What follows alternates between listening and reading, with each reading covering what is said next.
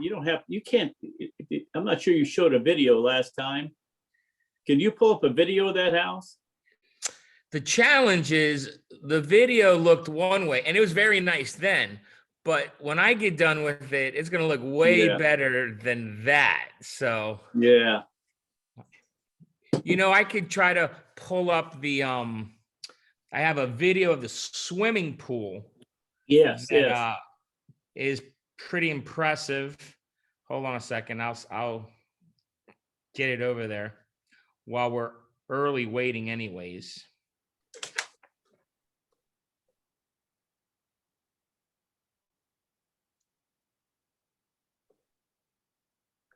Okay. I just emailed it to me. So I need to share the screen. Tony? You got it, sir. You're all set. Okay, so share the screen. It's not giving me the option to look at anything other than a whiteboard. Are you on your iPad, sir? Nope, I'm on my regular laptop. Have you already opened the video, sir, on your laptop, sir? Let me see. I got to log onto my email in order to get it. Let me see. I think they'll like the swimming pool, even though even that we updated that, but it's pretty awesome. How much you putting into it in upgrades? About anywhere between 800 and $1 million cash. Cash, no like equity loan or redoing a mortgage like regular people do when they try to upgrade their stuff, you know? Or take out a second mortgage. Exactly. Loan to be able to upgrade and stay in the debt. The email's not gone through yet, so we could, you know, I could like.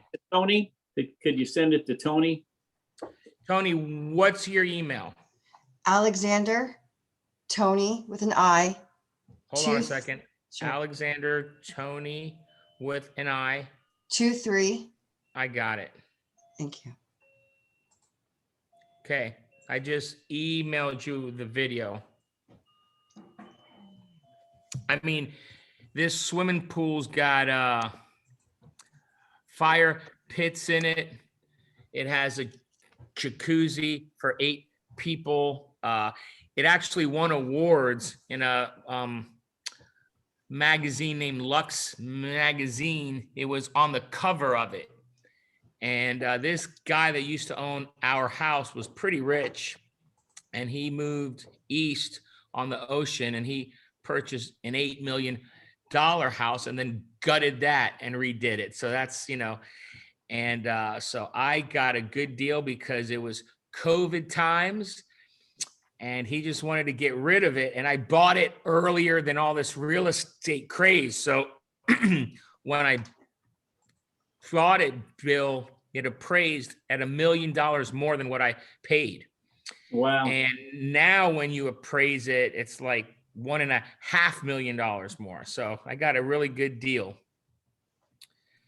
So whenever it's all ready, I'll actually do a whole video walk through on this broadcast so everybody's able to check it out. How many square feet is it? 11,500. So not quite as large as yours, I'm sure, but close. You have any? How big is the property? Well, the property, remember, we are on a private golf course, so it's just under 1 acre. And which how many garage? Quadruple garage, 4-car garage, and the patio that's covered is about 2,000 square feet. The patio part with like roof over it and everything. Yeah. Fire pits, outdoor kitchen, televisions in the back, view of the golf course. You know, it's a rough life when you're Omar. You know, I was thinking about in your neighborhood, there's probably people as wealthy as you are, but the stress level they have compared to you because of their businesses, employees, work, age, there's no comparison, is there? No, when I moved in 15 years ago, okay, so I'm now 50 years old. I know I don't look it, but I'm 50. So I moved in there 15 years ago. And when I moved in there, we moved into the largest home in the neighborhood then. These were not yet built. So when I moved in, it was named Club Estates, were the largest ones you could buy. And then they had the future Grand Estates with the 1 acre lots, but they were all dirt. Nobody built any yet. So when I moved in, I remember walking Brady in the stroller every morning, leisurely, And I remember about 9 o'clock, everybody rushing out of the neighborhood, drinking their coffee and their ties. And I remember them looking at me like, what in the heck does that guy do? And I was walking around with an Art Williams Just Do It t-shirt on. And then they'd watch me at nighttime leave a couple hours, I guess, And at that time, I used to drive a red Jaguar XKR. And so I know they used to think that guy's a drug dealer for sure, because I'd leave 2 hours a night, 3 hours a night doing a meeting or a training appointment or whatever, and then I drive home. So I'd be getting home at 11, leave at 7 o'clock. And so when they used to ask me, what do you do? I used to tell them I'm in the distribution business. And that's all I would tell them on purpose, just to keep them. Well, now it's years later. Lots of them are clients of mine. They all know what I do. But I like, the little edge that I had when they thought that I was a drug dealer. It was funny.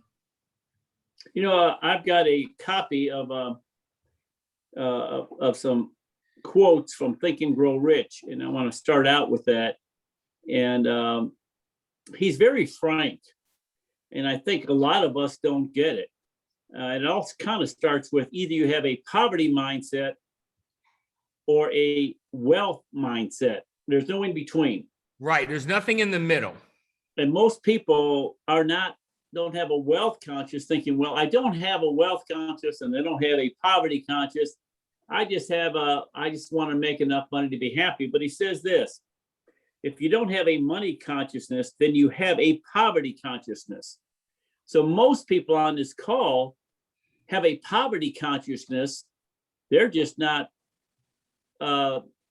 understanding that they are, and that's where they're coming from.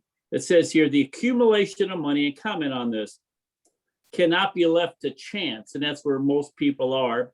Good fortune or luck, or hope the government does something. I can't believe people are, their self-dependency and reliance are on the government, not themselves. One must realize that all who have accumulated great fortunes first did a certain amount of dreaming, hoping, wishing, desiring, and planning before they acquired it. So talk about that, Omar. What kind of dreaming, hoping, wishing, desiring, and planning did you do back before you saw the harvest of it? My dreaming started when I was about 8 years old, and I could remember it clearly. And I think it's maybe because I was raised in a very negative environment. And so dreaming was an escape, it was an escape. And I used to dream about when I played Little League. I used to dream that I played in the major leagues. When I was playing tennis, I used to dream that I was winning Wimbledon. When I was playing football, I was, dreaming about playing in the NFL. So as an 8-year-old child, I really always dreamt about doing big things. Now I would work on it, like example with the Little League stuff. When I would dream about playing in the major leagues, I was the earliest one there at practice. I was the last one to leave. I never screwed around at practice. I was always working, trying to get better. Then as I got into college and that the athletic part of life was over, because, I'm a midget, so I'm not going to play in the NFL or like that. So the reality was then I went to college and I started dreaming about businesses. And I could remember the earliest business was a limo business. You know, I always loved limousines. And so I went in and I looked at what a limo would cost me and what I was able to rent it out for an hour. And then how early on I would drive the limo so I would earn the money. But then as I got more clients, I would actually bring on a driver, and what that driver would earn and what I would make as an override. I didn't know it as an override then, right? I just viewed it as profit. And so this is me at 18 years old, right? And I'm writing out a plan of owning 8 limousines with like all these drivers, X number of hours, you know, a week on the road. And I would do it detailed planning. I would work out gas costs, new tires, maintenance, car washes. I mean, this is like 32 years ago, Bill, and I could still explain it the way I'm explaining it then. Why? Because I wrote it out every single day. And the reality is I eventually did rent a limo. I had a person that owned a limo place, and the nights he wasn't using the limo, he would rent it out to me at an hourly rate that was cheaper than I was able to rent it out. And I would make a little override on. Now, it wasn't all the riches that I was planning on, but my point is I was dreaming about it. And I was dreaming, not even realizing that I was dreaming about overrides and earning money off the efforts of others, owning a business. So that was one of the earliest things. So money won't go where it's not wanted. Okay. I mean, that's just the reality of it. And so if you have a negative view of money, guess what? You'll never have to worry about it because you'll never have any. Okay. Those of us that view money in a positive way, accumulating wealth. I mean, I literally, hold on a second, watch, I'll tell you. I just did this morning. There is all my numbers of every investment account that I got. And I do that every day almost. It's like a habit. Like you wake up and brush your teeth. I wake up and I add up my net worth, right? And, you know, people say, you're just crazy about, no, I'm crazy about having choices in life. Like right now with our new home, you know, I just did a brand new driveway, marble driveway, right? Who does marble driveway? Rich guys do, right? Why? Because it looks nice, you know? Landscape job I did, the lighting, the landscape lighting, and it's all on Lutron, and it's all on an app. You could just press a button and you could flip on the swimming pool waterfalls and the fire pits just with a button, you know? And I don't know, you just gotta want it, okay? You can't wish it like, oh, you know, it'd be nice if I lived in Ohio and I won that $1 million vaccination lottery that they're giving out, right? Because the reality is, if that's your mentality, even if you want it, you'll lose it in like 9 months. You'll be broke. You know, you have to have an accumulation mentality. You have to view it in a positive way. You got to view all the good that it does. Like our private school, we're the #1 donors at the school, right? So we really helped that school a lot. When, like your school, I remember you built them a gym, the whole gym. You know, I said, Bill, how much was a gym? It was millions of dollars. And you said, oh, dividend checks paid that. I didn't, right? And so that's a wealthy mentality, right? You've got assets earning you money. I remember you used to tell me, Omar, one day your investment income will outdo your Primerica income. When you only got 100 grand, 200 grand, you really can't visualize that, I guess. But you used to tell me that. And Bobby used to tell me that. Hector used to tell me that for the last, let's see, 2015, 16, 17, 18, 19, and 20. And probably this year, we've earned more money on our investments than our Primerica income. And our Primerica income last year was $1.5 million. So, I mean, if you're earning more than that on your investments plus your income, you're doing okay. You know, you're living okay, you know? So you have to want it. You have to dream about it. You got to write out a plan. And then it's not just I dream about it every day, Omar, but I'm not rich yet. Well, are you working your plan? You have to have a written plan. You got to be working your plan every day, especially when you're not in the mood to do it.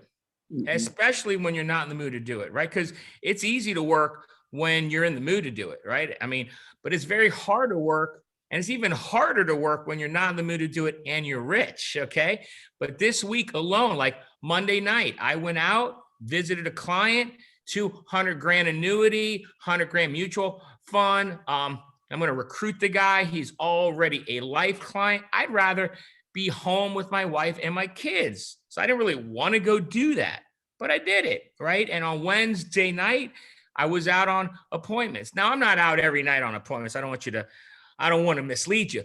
But my point is, I probably go out on more than most of you guys watching the damn video right now, which is crazy because I need it the least. So it's all a mentality. You got to want it. You got to be driven. You have to have that white heat, hot desire to accumulate wealth. I want $100 million. And then when I reach there, I know I want $250 million. And then I know my brand. Well, if I could get to that, I get to $500 million. Hey, if we get to $500 million, that's only 6 more years. We could get to $1 billion, you know? So I don't know. Maybe I'm a little weird, Bill, but all the stuff that's written in that book, and I don't know why it happened to me. I don't know how it happened to me, but most of the things that I've read in that book, I was already doing.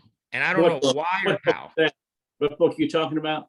Napoleon Hill, Think Think and Grow Rich.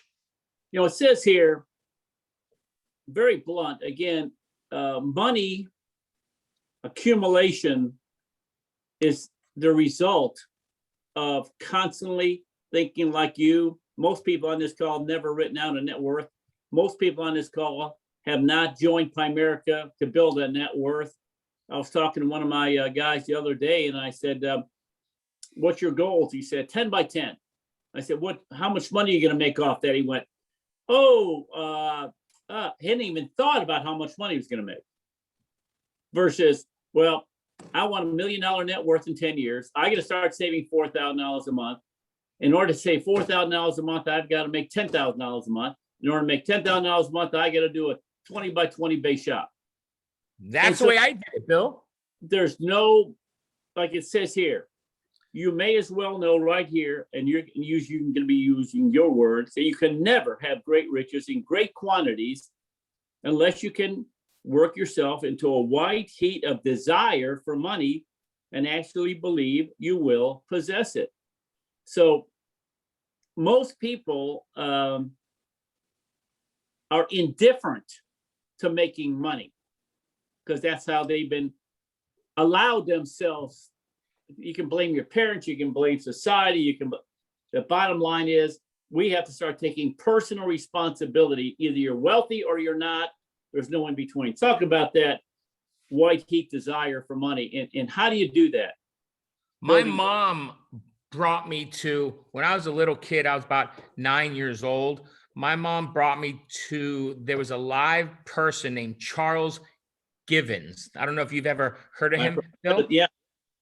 So Charles Givens in the early 80s, I guess, was a very wealthy guy and would travel around the world giving lectures.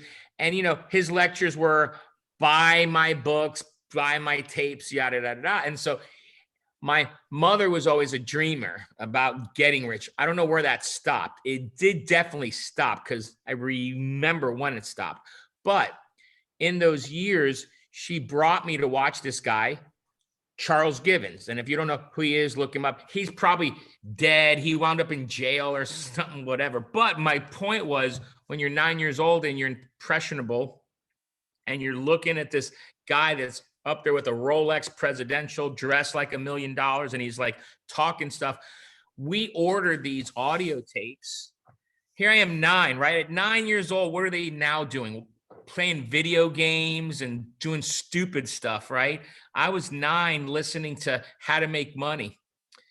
And so in those videos, he talked about writing a plan. He talked about working a plan. He talked all the common stuff that anybody that makes money would talk about. Only when you're 9 and you never heard it before, and you never heard a rich person tell you that, you listen a little bit more, right? So that's what I did at 9, 10 years old. I still had when I was 18, 19 years old, and I was moving away to college and I was cleaning out my room. I still had those Charles Givens audio tapes. Now, they weren't 8-track tapes. I'm not that old, but there were those audio tapes. And when I tried to play them, they were kind of worn out a little bit. So I was pretty impressed that at 9 years old, I listened enough of that. I don't know. You know, it's really weird.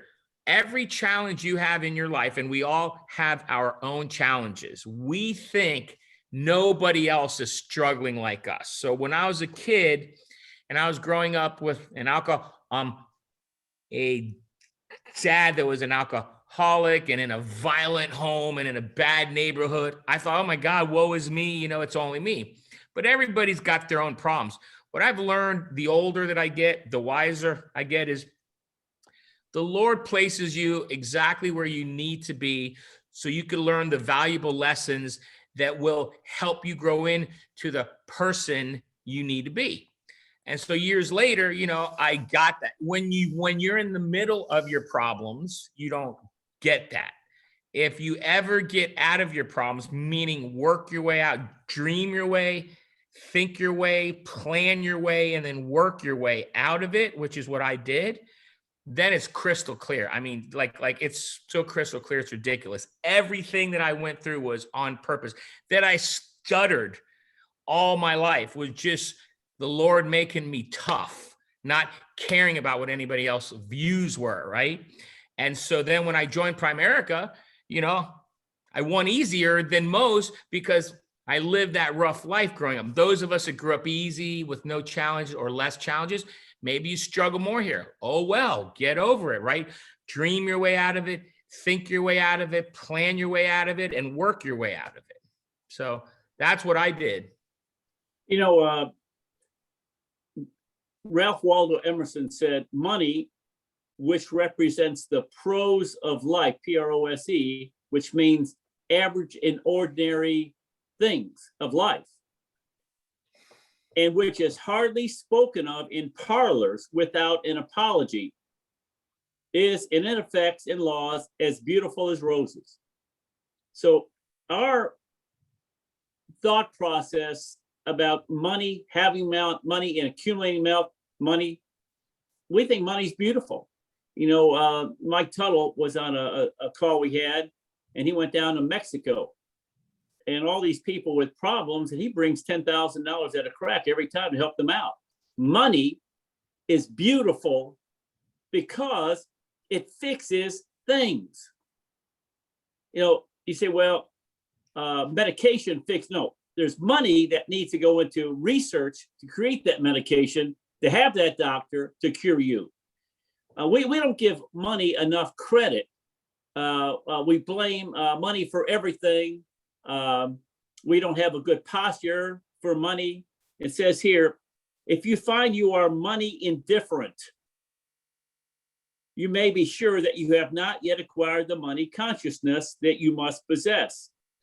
And I know that I can sense whether or not a person wants to get wealthy.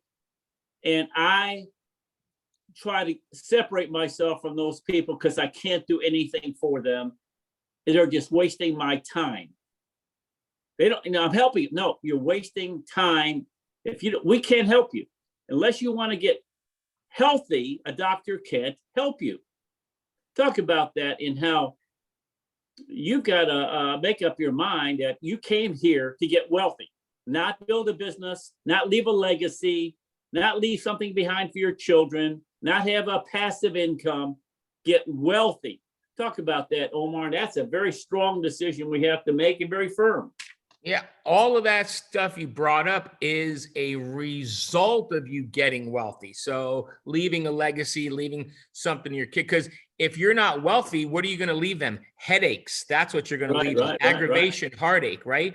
So like, I know one day when the great Bill Orender's not here. We will cry very much and we will miss you, but your children will be left with a lot of money. Okay. I know that for sure. My children will be left with a lot of money. I wanted to be wealthy. One of the problems in Primerica that you had brought up here is we waste time with the wrong people. We think we can change them. We could lay them on our leather couch and ask them what their problems are. And we're not a shrink. We're not Dr. Phil. I'm not Dr. Omar. You're not Dr. Bill. And you know what? I don't want to be a doctor. I want to go do the work where you recruit enough people, where you get those people that want to change, those that want to change their mentality, those that realize it, that are going to read books, that are listening to you. Like the minute that I met you, you didn't even know me yet. I listened to you talk, and it was here locally, Miami. You used to have a rep or an RVP or something like that in Miami, and you flew down to this little hotel, Comfort Inn or like something like that.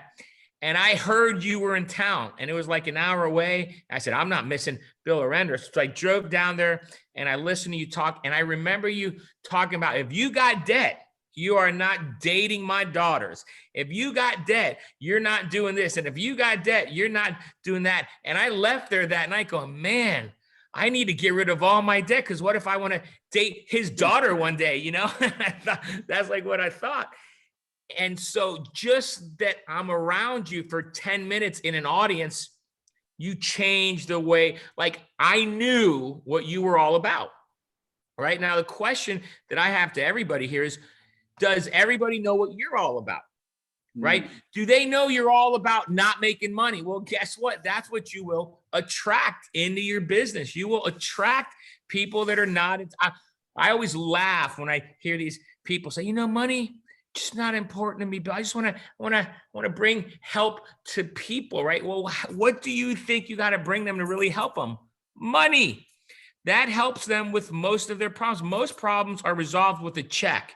10 grand or less resolves most problems, and it's a check. The problem is people don't have the money to write the check. You and me, we could write a check. We don't even know it's missing if it's only 10 grand, for crying out loud, right?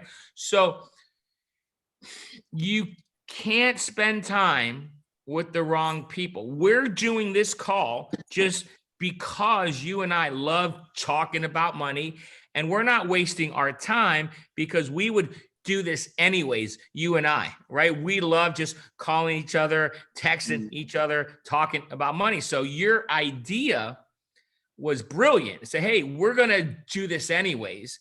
Let's let other people that are actually wanting to change their mentality listen in like they're a fly on the wall.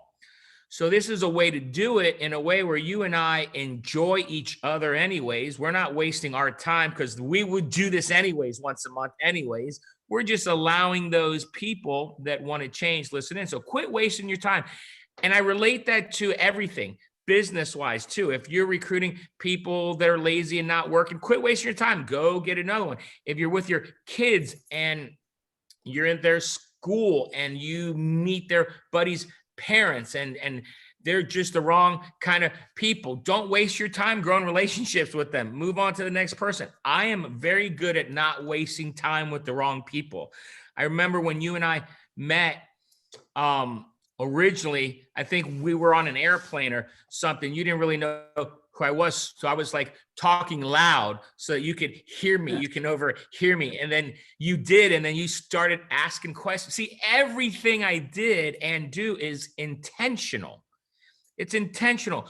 Is what you do intentional? I intentionally wanted to grow a relationship with Bill Orender. I intentionally wanted to grow a relationship with Hector Lamarck, Bobby Boyson, John Addison, Glenn Williams. There's a long list. But it was intentional, not a fluke. Everybody was, man, rich people, they're just lucky, Bill. Aren't they so lucky? I love it when my buddy said, Omar, you're so lucky that you don't need to work. I was like, yeah, I'm so lucky that I worked for 10 years while you were screwing off at home watching reruns of whatever was on those years. I don't even know what was on those years because I was never home watching television. I was always out on appointments. The only thing I always did do, I always watched my Dolphin game and my Hurricane game, 6 hours a week. And it wasn't even year round, okay, because it was only during football. And after football, I always noticed, man, my numbers ramped up because there was no football. So I'd even work on the weekends, right?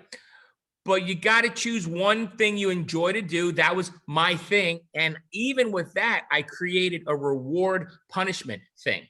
So if I did my numbers in the week, then I could screw off and watch the games. If I didn't do the numbers in the week, then I worked, right? So what I learned was whenever UM was playing FSU or UM was playing Notre Dame, your team there, Bill, I worked extra hard that week because I wasn't missing that game, you know?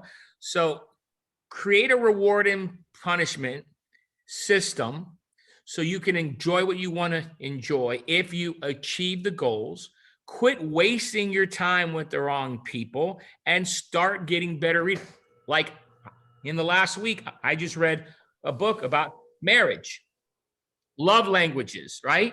I got a great marriage. I love my wife, right? But you know what? I could always get better.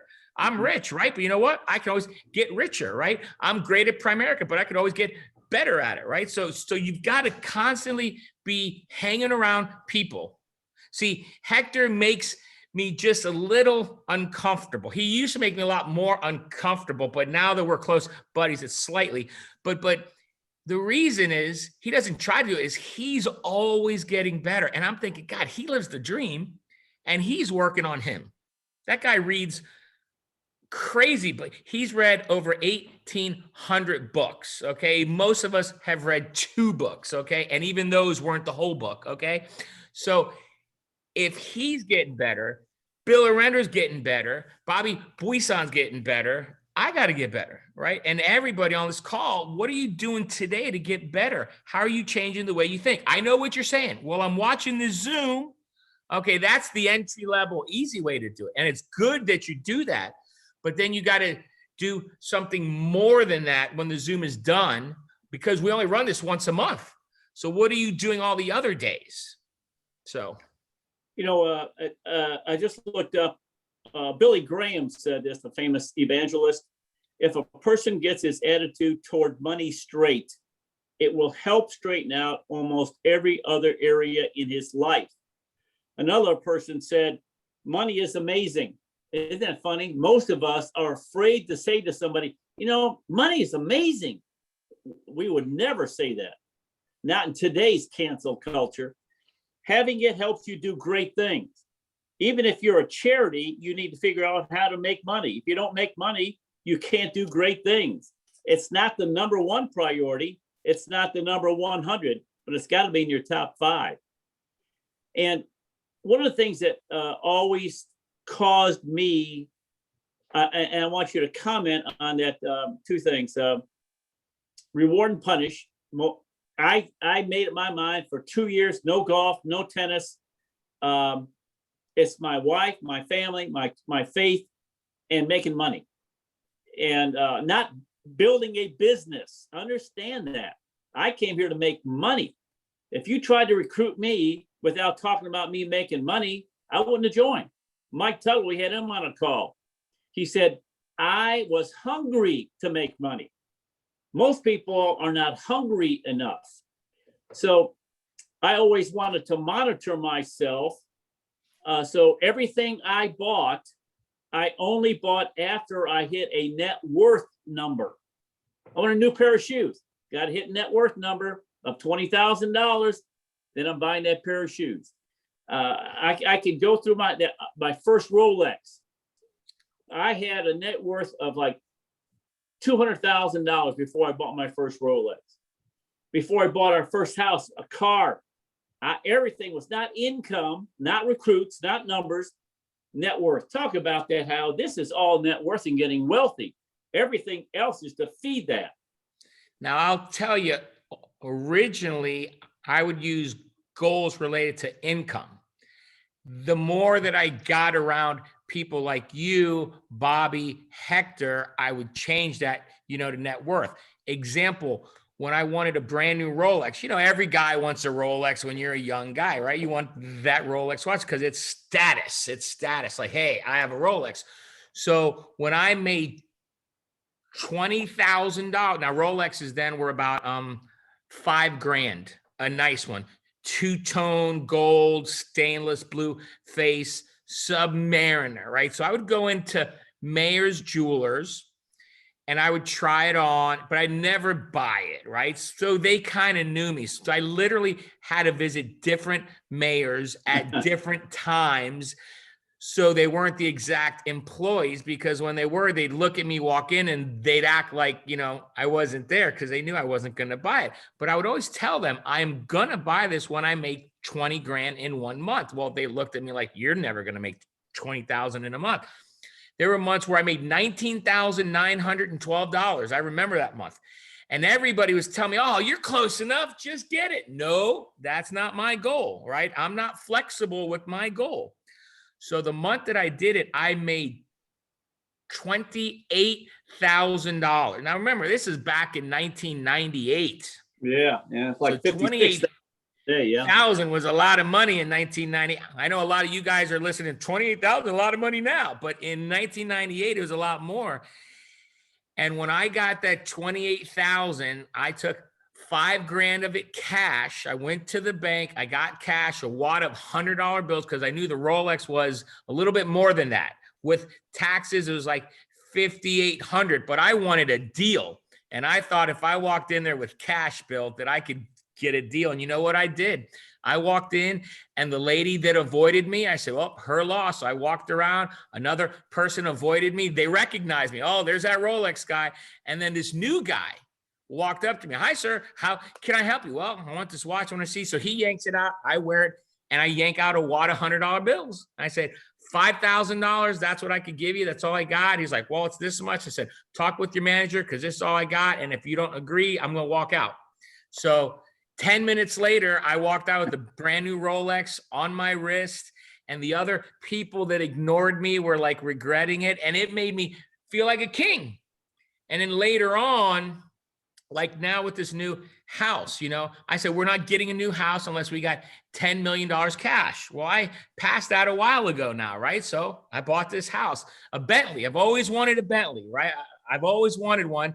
And, I said, when I'm over $10 million, even after my new house and decorating it and all that stuff, we still got, I just looked at it this morning. We still got, after taxes, after everything, after the house, we still got $12.5 million. $12.5 million. So I said, I'm going to go get my Bentley. But you know what's screwing me up? COVID. You can't get a dang Bentley right now, right? You can't get.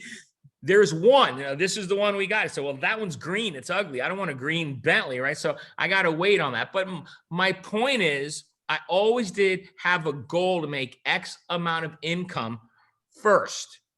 And then as I learned about net worth and read about net worth, I would like when we bought our original house, first house, we were renting an apartment. And I told my wife, when we got $2 million cash, that's when we'll buy a house. And we had $2.2 million cash when we purchased our old house.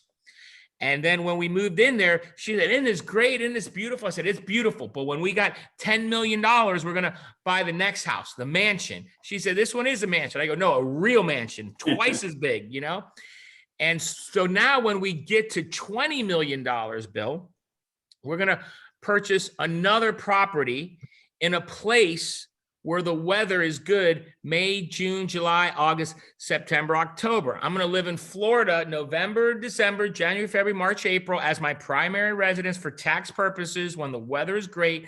But May through October, Florida sucks. It's hot, it's humid, it's rainy. In 5 years, my kids will be in college and we'll have $25 million. And at that time, we're going to purchase another home and we're going to live there for those months. So Aspen, Colorado is a place we're looking at, because Aspen, May through October is beautiful weather. You could play golf. And then if you want to use it in the wintertime to snow ski too, you could snow ski. I got to have ways where we bribe our kids to want to, hang out with us when they're in college, right? So when they're on spring break and all their buddies say, let's go snow skiing, they can say, well, my parents own a place in Aspen. I don't know if you want to visit Aspen or not, right? Or if it's winter break and it's cold everywhere, they say, well, my parents own a place in Florida. It's a mansion. I don't know if you want to hang out in a mansion, right? So this is the way I'm thinking, right? And so money makes that all happen. Everybody says money's not everything, but it's up there with oxygen. Okay. I mean, it's got to be in your top couple things. Obviously, number one thing is the Lord. Without the Lord, nothing matters, right? So you have your Lord, then you got your wife and your kids, health, and then you got money, right? And really, I don't know where that ranks in there, but it's all up there in the exact conversation, let's say. Rabbi Lappin says that if you want to lose weight, you've got to get on the scale every day. And that has helped me a lot. Every day getting on the scale. You mentioned you doing your net worth every day. It hasn't always been the case, has it? How often should somebody check their net worth? Very few people won't even talk about it.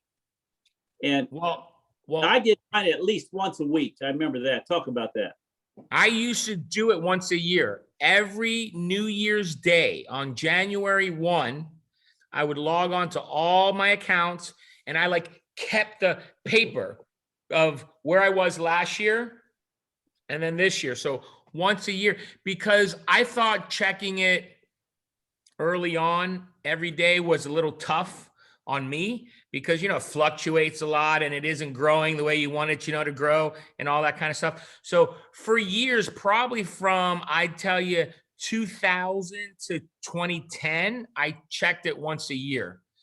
After 2010, after we made it out of the 2009 horrible year and the market started going straight up and our income was growing like crazy, I would check it probably once every 90 days. And now I'm at a point where it's just habit. I check it every day, but I would tell you at least once a year. If you're married, you should have you and your spouse every January, like New Year's Eve, you were out partying, whatever, you have your New Year's resolution. Well, then on New Year's Day, you have a little reality check and you look at your net worth with your spouse. I think that adds a little pressure to you. To want to grow that net worth. I know when I do it with my wife, I'm proud. Look, honey, we're up. We're this, we're that. Look at this, babe. I made this move. I did that. Our income grew, but our net worth was, our investments made us more than our income did.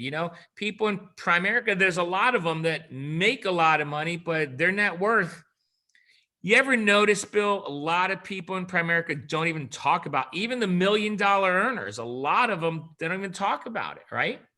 I think the reason they don't talk about it is they don't got it, okay? Either they don't got it or they have a lot less than what most people envision they have, right?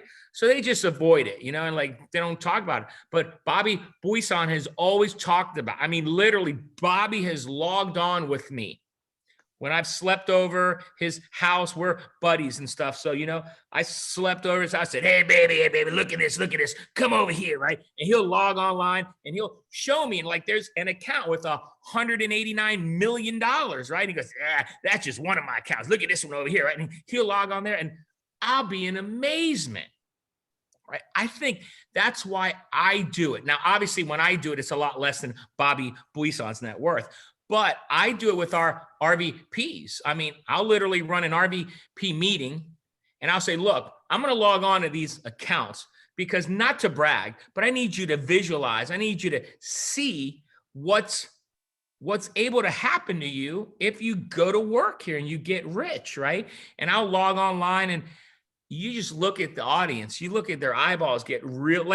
I would do it on the Zoom if it wasn't open access, to people, because you have to log on, use log on codes, and you have account numbers on there and all that kind of stuff, But I think it's important to talk about it, even if you're a new RVP and you just hit $10,000 in net worth. You may not think that's a lot of money, but your district leader wishes they had $10,000 net worth. And then you hit 50,000 and you hit 100,000. Most people, they don't have $100,000, man. You can log online and look what I did in Primerica, right? And use that. And now obviously want more because 100 grand isn't enough, you know, to retire on, but it's more than you had last year. And so I used to track it every year, Bill, and then eventually every quarter. And now it's just habit every day. You know, our first goal was to have $100,000 because if you do the rule of 72, you work, you know, all those years to make 100,000. Now you're getting $10,000 a year. Yep. So in the next 7 years, you get an extra 100,000. You didn't have to do anything for. You're making money off your money, and so my first goal is to get $100,000 put away. And Omar, we didn't buy a dining room set. We didn't buy a sofa. We didn't buy a rug. We didn't buy anything, clothes, anything, or nothing, till we got $100,000 put away. That was our obsession here. And guess what happened to our premium, our income? What? Through the roof. Premium recruits through the roof. Everything. I worked like a dog so I could get money to get the 100,000, and I was putting money away like there was no. I'd get a check for $1,000, and I mail 700 to the mutual fund. It kept me mean and lean, kept me hungry. Most people on this call, I'd say 50% or more, had their spouse working and are not even saving their income, and they're wondering, how do I get money motivated? Have your wife quit work. That'll get it there, or save all her income or his income. Talk about that, Omar. I love when I hear people, oh, we don't need my wife's income. Okay, prove it. Invest all her money. Take every nickel off her check and include what they're deducting in like medical insurance out of your check and invest that part. Okay. Then if you could do that for 12 months, then you really don't need her income. But the reality is they need her income, his income, her, him, whoever the working partner is. And that's why they don't grow. I have vice presidents right now. I have them. They're probably watching this call and they're probably going to be pissed off at me, but I don't care. They have their wives working, right? And the only reason they have their wives working is they're not willing to lay it on the line and work their ass off. Okay. You cannot be wealthy. You cannot get wealthy with your wife. You'll never get wealthy. You'll never do great things while your wife is working a job. And for a long time, I used to travel around Primerica and I would give this talk and I'd be like, you are prostituting your wife out. You are allowing her to work in a place where other men will ogle her and flirt with her and do all that kind of stuff. And the only reason you're allowing that is you are gutless. Okay. You're gutless. You're not willing to go out every day and prospect and recruit and train directs and like give it your all. You're comfortable with it, right? I would never let my wife work a job. I just wouldn't. That's me. Call me a male, whatever, chauvinist or whatever, but I want my wife raising my kids, being home, not cleaning the house. We got people to do that. Okay. That ain't what I'm talking about. I just want her doing her dream life, and her dream life is volunteering at the school, volunteering at the church, working out at the gym with her girlfriends, having lunch with me. Yesterday, we had lunch at the club. We're at the club at 12 o'clock, me and my wife having lunch. You know what I noticed? There's a lot of women around, but no guys. So even the guys that wives aren't working, the guys are working. Why? Because they didn't get wealthy. Because if they were wealthy, they would have been eating lunch with their wives too, right? So it's a whole thing. Listen, you've got to get, if you're married, I would tell you, go 90 days, work your butt off, and invest every nickel that your spouse makes, every penny. Include what they're deducting for health insurance, because when that job is gone, you're going to have to lay out health insurance pay, right? And then quit. Now, this is if you're an RVP and you know what you're doing. I'm not talking about if you're a brand new district and you're clueless and you got one license, okay? That ain't what I'm talking about. I'm talking about once you know what you're doing, once you got all your licenses, when you're capable, you need to lay it on the line. So anyways, I think that holds a lot of people back. It holds Not I think. I know that it holds people back. I got one RVP right now that I know would be at $500,000, 600 grand if he made a decision and he told his wife to quit. But until that happens, it's up to them. You know, another quote from Billy Graham: first step in creating wealth, this is Billy Graham, is to take personal responsibility for your economic condition. You, not our economic condition, my economic condition. If you have a lack of money, you have created it with your thoughts and feelings about money. You know, I was reading a book on Lincoln and Abraham Lincoln, and he was talking in the book. They talked about one of his Secretary of State or something. Anyway, at the end of it, it said, and he died, and his wife died in poverty.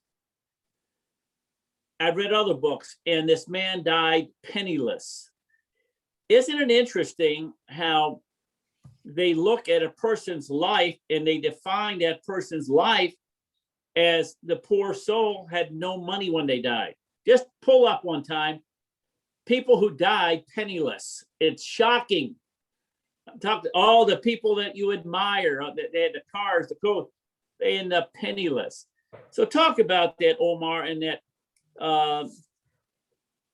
there's a degree of personal responsibility, and you got to be marching every day, moving that net worth forward. Every day, moving that net worth forward. It says here in the Think and Grow Rich, fortunes gravitate to the man whose minds are deliberately prepared to attract them. There's no other way you can develop the necessary money consciousness. You have to be thinking about money, having money. One of the ways I did it when I got a check, again, 50%, 30%. I needed to keep myself lean and mean. I was so afraid of getting lazy, so afraid of backing off, too comfortable. You know, if there's an inch between our backs and the wall, we find a way to put that chair in there. And most people don't think so, but you gotta lean and mean, Art Williams taught us. And Art Williams taught us all this stuff. He said, if no one's got their thumb on you. Talk about that and how we can have the government in our minds. If the government would do this, then it would be better. No, I never bought a lottery ticket because I didn't want to get lazy thinking, oh, maybe if I can win the lottery. No, I didn't want to spend money on that. I didn't want to go to Vegas and say if I can make a lot of money. I wanted to come from my own personal mind and nothing else. That was my goal. Talk about that. You know, prior to getting married, I can remember, and if you ask, you know, one of these weeks or one of these broadcasts, you should have my wife on here, you know, but so I remember prior to us getting married, I wrote out a budget. Nobody wants to talk about living on a budget, right? But I wrote out a budget, and our budget was exactly $10,200 a month.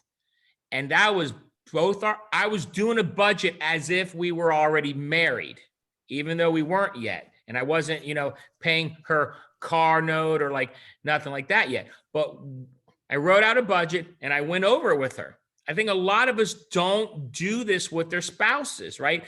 Men think I'm the man of the house, I'll do it. No, get your spouses involved, okay? If you're not where you want to be, that's okay. Let them look at it. So I wrote out this budget, $10,200 a month. And I told her, I said, this is what we've got to live off of, because I'm going to make 220 grand, 240 grand. And if we live on 120, we got 120 left over. And then I got some taxes we're going to have to pay out of that. And the rest of it, we're going to invest. And then as we grow our income, and I told her this, we're not going to grow the budget. We're going to keep the budget at, you know, $10,200 a month. Now you may look at that and laugh, think $10,200 a month. How did you live on that? Very smartly. That's how we lived on it, right? We didn't drive what we're driving now. We didn't live the way we live now. But anyways, and so as we grew our income, The expenses didn't change other than taxes. Obviously, the more you made, the more taxes you needed to pay. And I always hear this, and please learn this.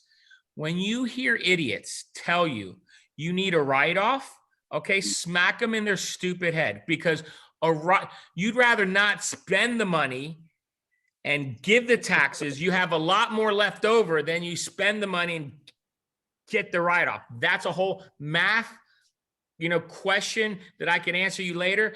But anybody tells you need the write-off, they're ignorant about money, okay? They don't know what they're talking about, so don't listen to them. Anyways, that's another story. So we would do every month, you could ask my wife these, we would meet at the end of every month and we would go over the bills, how close we were with the budget. So there were months we were a little bit over. We were almost never under. There were months we were right on it. There were months we were a little bit over. We would watch it. We would really try to watch it a lot. And then when we got to making 800 grand a year, 800 a year, we're still renting an apartment. Our living expenses were 200 grand. Our taxes, 200 grand. And we invested 400 grand that year out of 800,000. That's pretty good discipline, right? So what we would do is every month we would meet, and like what you brought up, we would meet, pay the bills, and all the money that was left over, we would write to our mutual funds. And it would, as a husband, made me proud to write the checks and say, $10,000 to this mutual fund, $10,000, honey, to this mutual fund. Here's another 20,000 for that mutual fund. And my wife, you could look at her, she was like, awesome. She's grabbing the checks and she's overnighting them to our investment accounts. And I remained with about 10 grand in the checking account. So like you said, I was lean and mean. $10,000. I'm like, okay, I need to make more money because my checking account is small at like 10,000. Now, if we logged on to my checking account right now, you'd laugh. There's $1 million in it right now. But that's because of the house thing. So all the stuff you were talking about was budgeting, talking it over with your spouse, lean and mean at the end of every month, that joy and pride of writing that check and growing that net worth. And that makes your marriage stronger, and it makes your spouse know what you're doing, and it involves your spouse in the game. I think a lot of people lose out because they don't involve, it's crazy. They want their spouses prospecting for them, and they want their spouses recruiting for them. And hey, this spouse closes premium. Why don't you close premium, right? I don't want none of that. I just want her engaged in our goals and do whatever she wants to do that will help us reach those goals, right? I'll go do all the nasty stuff. I'll go do the prospecting. I'll do the recruiting. I'll do the training appointments. I'll take the no's. I'll take the people quitting on me. I'll do all that bull crap because I know we have a crystal clear goal. Our next goal is $20 million cash, 200 grand a month in overrides. We're at like 12.5 million in cash, and we're making 125 a month in overrides. So our next goal is 200 grand a month in income and 20 million. And then when I get there, I know that's not enough. I'm going to have another goal, right? I'm going to keep going. What else am I going to do? Like, you're probably 20 years older than me, right, Bill? How old are you? 76. So you're 26 years older than me, right? You don't look a day over 20 years older than me. So here's my point. At your age, if you didn't do this, you'd be a lost puppy, right? I mean, this is intertwined in you. I remember Wayne Luke told me he went on a Disney cruise, and you were on that exact Disney cruise Right. with your wife and your grandkids and all that. And you ran into Wayne in the morning, and he told me like every morning you guys would meet, not on purpose, but kind of on purpose, because you were like, I need a little Primerica blood around me because I need, right? Because it's like crack, right? It's like we need our hit, right? We need our injection of Primerica. So I don't envision me ever doing anything different. I will tell you, eventually, I won't run a base shop one day, right? But for right now, I enjoy running a base shop, right? One day I may not, when I'm living in Aspen, Colorado, half the year, and in Florida, half the year, I may just run the hierarchy. I don't know what I'm going to do. Olivia and Brady may graduate from college and want to work in the business. Then what am I going to do? Open the base shop again, because I'm not going to let anybody else train them. I'm going to train them, right? The Omar way to work the business, right? That's just how I am. So who knows? I might be here till I'm 80, 90 years old till I drop dead in Primerica, but I'm going to have a blast doing it. I'm going to grow my net worth. I'm going to grow my income and leave a legacy, right? Why not? So live on a budget, review it with your spouse, be lean and mean every month, put your money away. I mean, these are all nuggets that I learned off of Bill and Bobby Hector over these years. And most of you guys, you don't know all those people like that. So we're just trying to give you guys the way we think so you could start thinking that way. Our next call is going to be June 11th at 9 a.m. Again, we're going to do this. If no one's on the call, we're going to do this. And so, but we've got that video. And then after the video, give us about another 2 minutes, Omar, of Okay. a comment video, and then we'll finish up. Go ahead. Go ahead, Tony.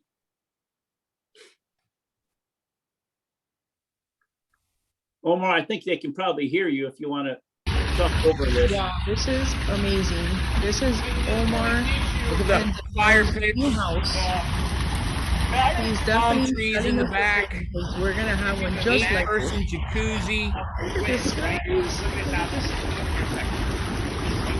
Watch the There's length. other When the leather screen in turns around, you're going to see the length of it all. Doesn't it kind of look like a resort, like a hotel back area? And that was when we just got it. That wasn't Say even it when we again, updated everything. All I did was recruit, train people, grow code numbers, be locked in for like 8-9 years, where everybody looked at me like I was crazy, but now I get to live the dream.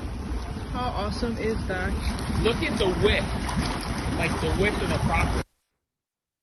So, that's just a small taste. The movie theater room costs $250,000, Bill, just in audio and video equipment. I didn't pay that. The old owner left me that, right? I negotiated a deal. You'd be very proud of the numbers that I negotiated with this guy. So that swimming pool was on Lux magazine on the cover of it. So he spent $250,000 on the swimming pool, $250,000 on the movie theater. The lot was $1 million. So just in swimming pool, movie theater, and lot, you're at $1.5 million he spent. And that's not even building anything yet, right? And so when I tell you that I got it for $2,800,000, the neighbors are like, how did you do that? I said, he was rich. He didn't mind losing the money. And I was brave enough to lowball offer the guy and work with them. And I got the deal done. Thank you very much, Omar. We'll see everybody on June the 11th, same times. Omar, I love these things. They mean so much to me, and moving other people's lives forward is a real privilege for both of us. Again, I believe this. Becoming wealthy is a healthy response of gratitude for this system that we've been given. Not to get wealthy means you didn't need this system, but we've got this system. Might as well use it to get wealthy. All right, everybody. Thanks a lot, Omar. We'll talk to you soon. Bye, everybody. Thank you, June Bill. 11th. All right, bye-bye.